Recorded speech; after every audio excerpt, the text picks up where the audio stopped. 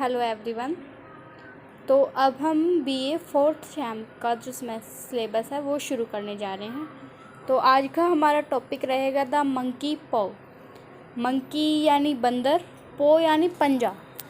इसमें जो है एक बंदर का पंजा होता है जो कि एक जादुई पंजा होता है। उससे हम अपनी विश पूरी करवा सकते हैं। कोई भी 3 विश हम पूरी कर सकते हैं उस पंजे की सहायता से। तो इसमें एक फैमिली होती है, वाइट फैमिली। वाइट उनका सरनेम है। तो वो कुछ विश मांगते हैं और उनकी विश पूरी भी होती है, लेकिन उस विश के बदले में उन्हें बहुत बड़ी कीमत अदा करनी पड़ती है। तो इस पाठ में, इस समरी में हम जानेंगे कि उन्हें क्या विश मांगे थे उन्होंने और क्या उन्हें पे करना पड़ा था उसके बदले में। तो the monkey paw is a beautiful play written by W. Jacobs.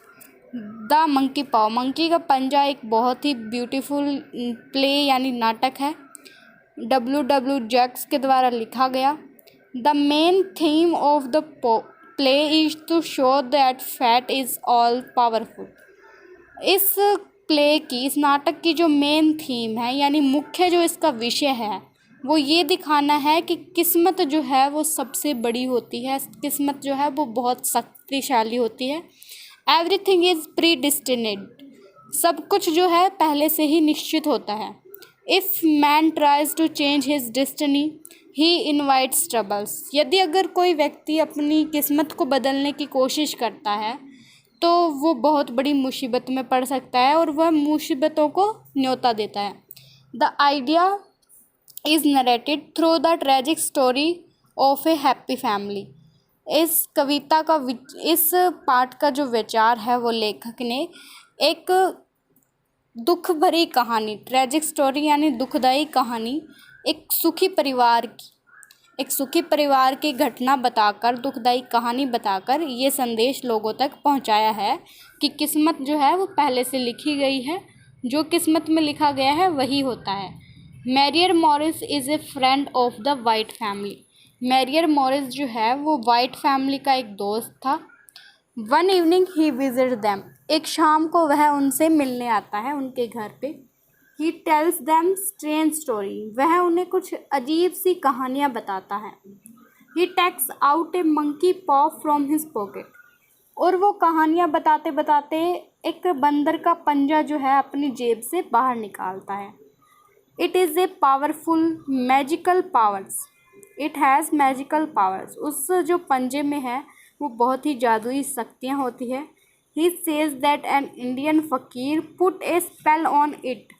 वह बताता है कि एक भारतीय फ़कीर ने इस पंजे के अंदर स्पेल यानी मंत्र को फूंका है, यानी इसमें एक मंत्र डाला है। Now it can fulfil 3 wishes of 3 different person. और उसमें ये मंत्र डाला है और उसके बाद ये किसी 3 फैमिली की, 3 अलग अलग व्यक्तियों की कोई भी 3 विश पूरी कर सकता है। But he want that the fulfilling of wishes would have serious result.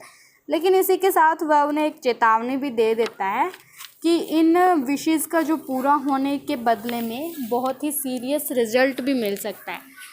Mister White takes the paw from him.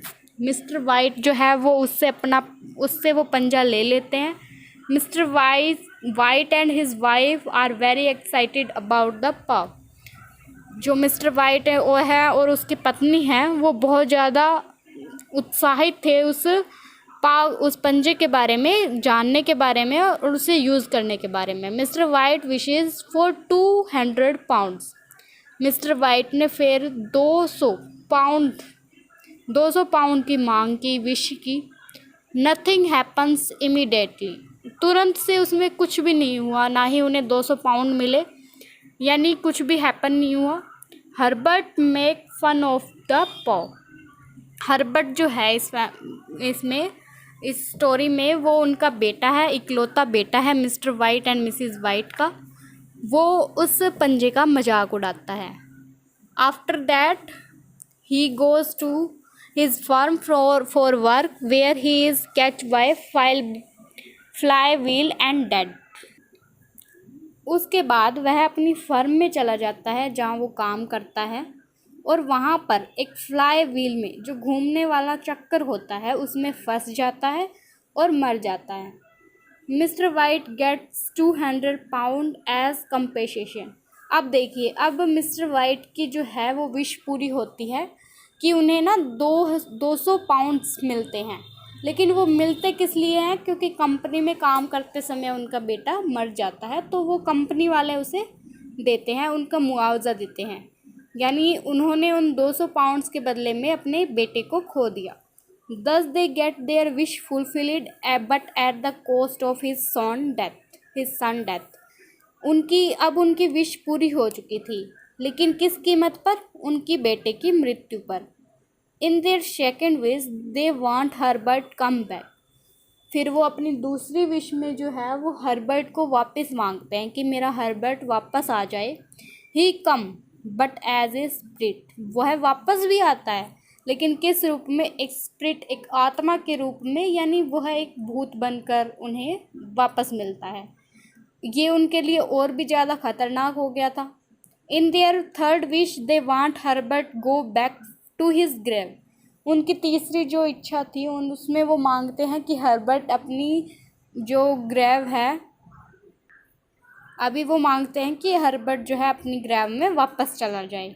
दस their all wishes are fulfilled but at a great loss. अब उनकी हर विश, तीनों wish जो है वो पूरी हो चुकी थी, लेकिन एक बहुत ही बड़े हानि के साथ, बहुत ही बड़े नुकसान के साथ। In the end mister White and his wife become very sad.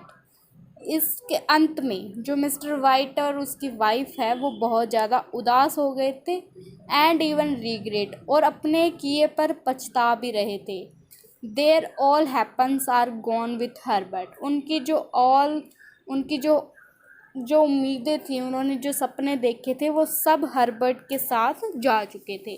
दस the play is full of mystery and horror. इसीलिए ये प्ले फुल ऑफ, ये नाटक जो है पूरा रहस्यमय और डरावना है। ये थी द मंकी पार्क की समरी।